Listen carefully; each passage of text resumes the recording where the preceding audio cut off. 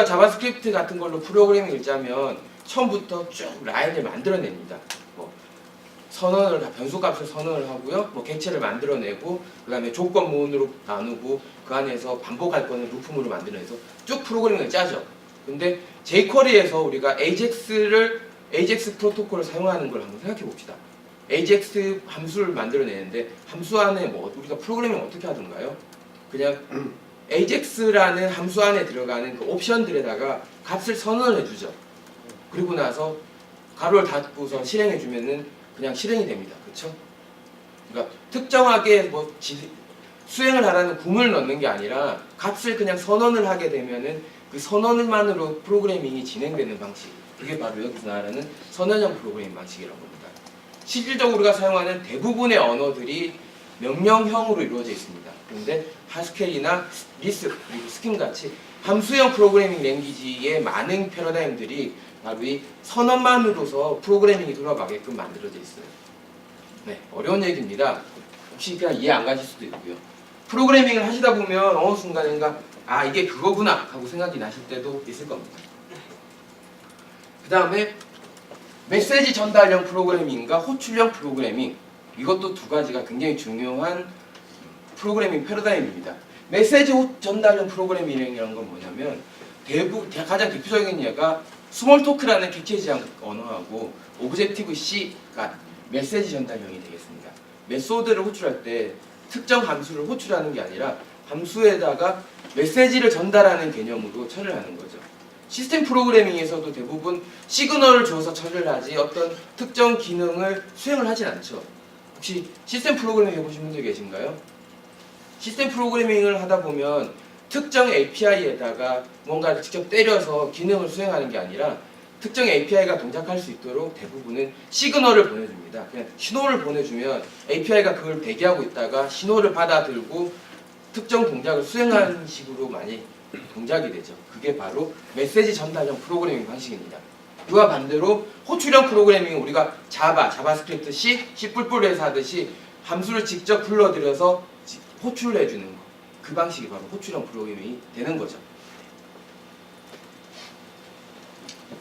그 다음으로 이건 아마 이해하기 쉬우실 겁니다. 절차적 프로그래밍과 함수적 프로그래밍, 함수형 프로그래밍. 사실 우리가 절차형 프로그래밍하고 그 다음에 객체 지향 프로그래밍하고 이 두 가지를 대립점으로 삼는 경우가 많은데요. 패러다임적으로 나눠보면 사실 절차형하고 함수형이 좀 더 맞습니다. 따지고 보면은 명령형과 선언형하고 비슷한 패러다임인데요. 절차적은 위에서부터 상향식으로 쭉 아래로 흐르게 되는 형태가 바로 절차적 프로그래밍의 형태입니다. 근데 함수형 프로그래밍은 함수를 만들어 놓고 함수가 서로 상호 호출하는 관계로 움직이게 되죠. 그래서 함수가 아래에 선언되어 있더라도 위에서 호출될 수도 있고요. 그 다음에 위에서 선언되어 있다고 하더라도 나중에 호출될 수도 있습니다. 프로그래밍의 실행 순서가 함수의 호출에 의해서 의존되기 때문에 신수가 막 제각기로 바뀌어진다는 거죠.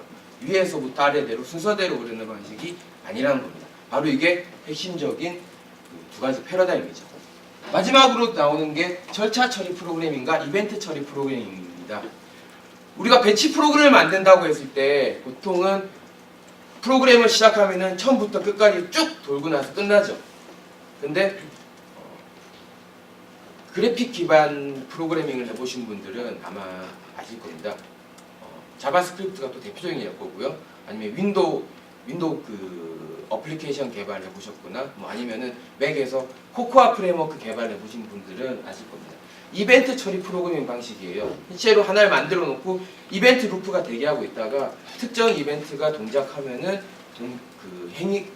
함수가 호출되는 방식입니다. 사용자가 클릭을 했다든가 아니면 버튼을 눌렀다든가 아니면 드래그를 했다든가 리스트를 뿌려달라고 요청을 했다든가 이런 식의 이벤트가 발생하면 그 이벤트를 기반으로 움직이는 게 바로 이벤트 프로그래밍입니다.